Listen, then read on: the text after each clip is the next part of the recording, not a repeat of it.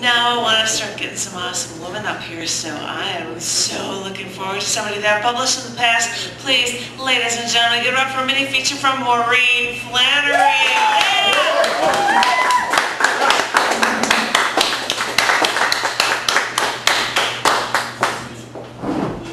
Thank you. I'm going to read a little bit from my new book, Tunnel into Morning. Whoa, whoa. Here's a poetry reading poem for a reading at Shakespeare and Company bookstore. In my black French dress, still wet with gargoyle spittle from the street beneath Saint-Séverine, I sit in the author's chair ready to be introduced by Sylvia, a sprightly canary-haired beauty who might just be every man's Midsummer Night's Dream. The late goddaughter of the bookstore's 50-year proprietor, George, who purports to descend from Walt Whitman and looks the part with vagabond whiskers and floppy hat, so we don't ask about his ancestry as bells of Notre Dame begin to peal and clang with enough aged bronzed authority to sanctify what I will say here in this place that was a convent built in the year Shakespeare tamed the raging tempest onto this book, onto pages of a book like these lining the walls of this cozy space where eager Paris expatriates wait to hear me read. Off to my right, in the second row, my open road lover, his beard a dusting of snow, smiles me a sign to open my book of faraway from home ranch poems, give full voice to stories sheepish in the presence of those from the pen of James Joyce. My words search cluttered surfaces and crowded shelves to find a rightful place for themselves, so that when I am ready to close my book again, dispersed truant verses refuse to return, having made their way, enlisted aid in the rarefied air of the place, and insist that they, too, will stay in Paris. It's a vagabond poem, Feet. From the confines, in deference to your foot fetish, from the confines of a turbulent dream, my feet begin their mutiny, curse and kick off covers, bored with fleece slippers and scratchy woolen socks. They have dreams to touch down on. They would go in search of steel drums and other naked souls kneading the bare earth like bread dough. They would wander without direction, choosing each next step on the tactile basis of softness or warmth, perhaps a shade of green in the grass or glint in the mud, dust, sand. They want to stand on canyon rims, crush grapes in sun-hot oak vats, feel wine congeal under nails like blood from stigmata. Toes long for the ooze of black river mud, desire silver stiletto heels to tango on cobblestones behind the brothel. These fugitive feet, graceful in their own memory, gentle as rain under layers of stone, recite to each other cantos of bucolic verse.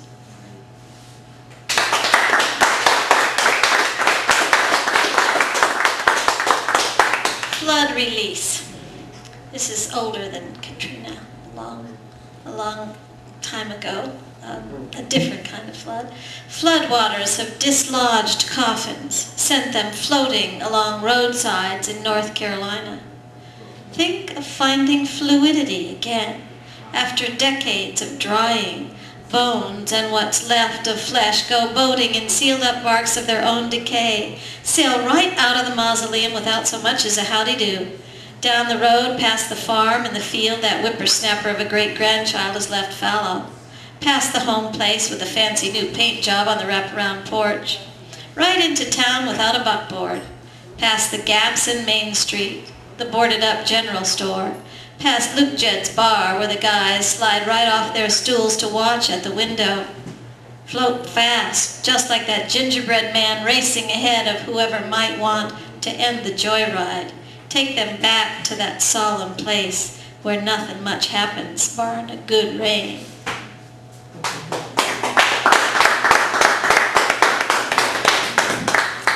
This is speculations on the afterlife or the end of life, when the body no longer accommodates.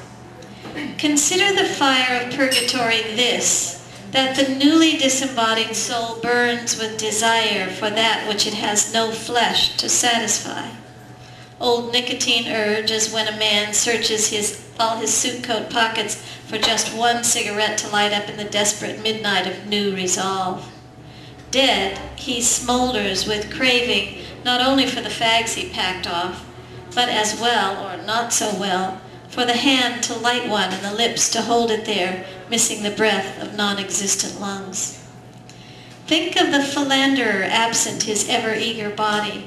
Not even one gonad to be had in all the vast starry regions of cosmic responsiveness, but left with all that lust to crust over any adjustment like a half-healed scab that keeps being picked before the skin is ready. And see then how my father, still on this shore, but wading ever deeper toward clear waters of the afterlife, fishes with no hook, casts from the edge of the bed, always ready for that big one to bite.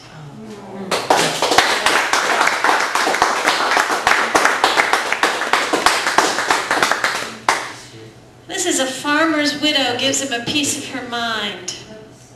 Everything else seems to be having life, and having it damned abundantly, if you ask me. A new cottonwood shoot, its sights on a slice of sky, aims to tower high over the house with roots scooping up the foundation. It's taking full advantage of the neglect provided by my trying on life without you for size. This life is, by the way too big, and hangs on my sunken chest like a hand-me-down house dress. The bankers have been by twice to find out why you had the cheek to die in the peak of growing season, and to acquaint me with the red ledger fruits of my current failure to function. This damn Queen Anne's lace, light and airy as it is, springs up at will, as if my home place were an open field. And your fields, my sweet weed-attacking dear, your fields are looking as scruffy as I feel, and I fear, come harvest season, I won't care enough to get out of bed. Yeah.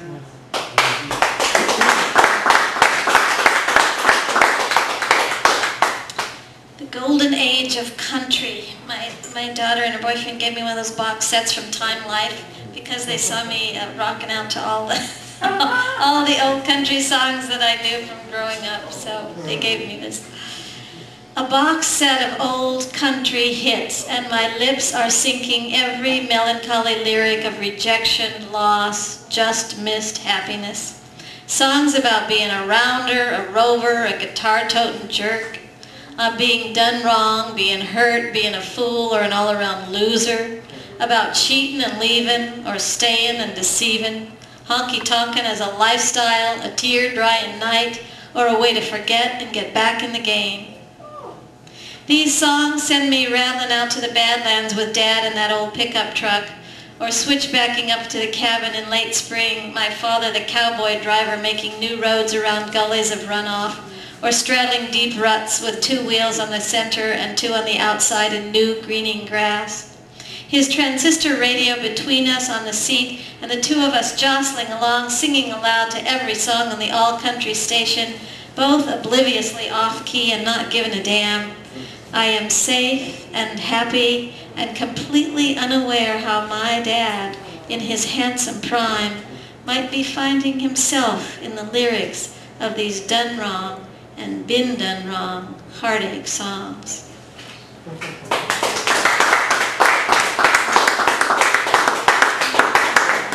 And one Irish, what am I doing? Is this 10 minutes? One more is good. One more.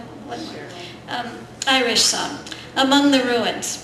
To the roofless walls of Baltinglass Abbey, the wild boy makes his visitation, leaving his boot prints in the loose loam of new graves on the way. Flicks an index finger at a triskel of fern fronds, unwinding out of a crack in the holy water bowl, and hawks a loogie he lobs into the standing water of the mossy-bottomed baptismal font. He squints through the grate to the underworld, that rusty iron veil between his curiosity and the 6 dimly visible vaults of the mausoleum open to the night's dank air. Then hoists himself onto the altar, feigns a screeching air guitar riff, and wails into the non-existent mic.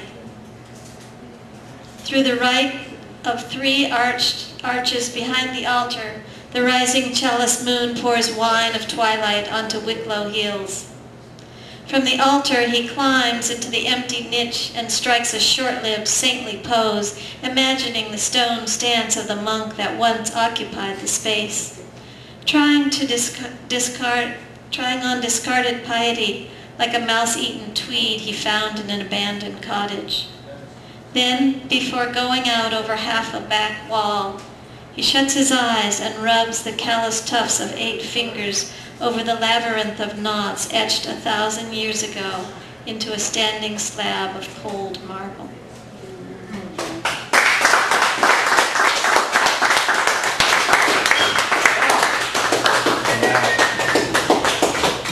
Thank you, Maureen. That was awesome. Oh, one more time for Maureen Flannery. Come on.